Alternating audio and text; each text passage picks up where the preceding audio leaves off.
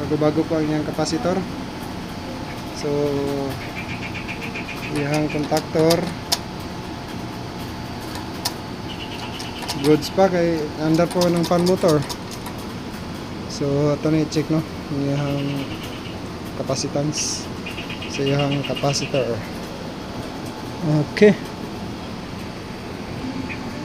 Okay, so ito nang na kano na huso ang iyang starting o grounding connection.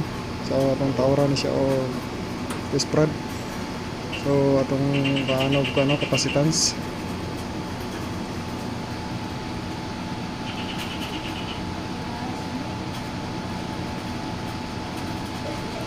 So nasa 35 na lang.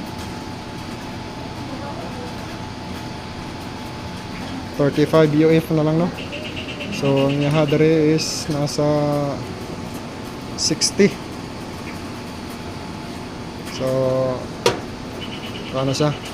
Di na siya kayang maka-start sa iyang compressor no. So gama sa iyang gamay na kayang kuan capacitance no, yung values yung capacitor. So 35. So ato ni ilisan. Okay.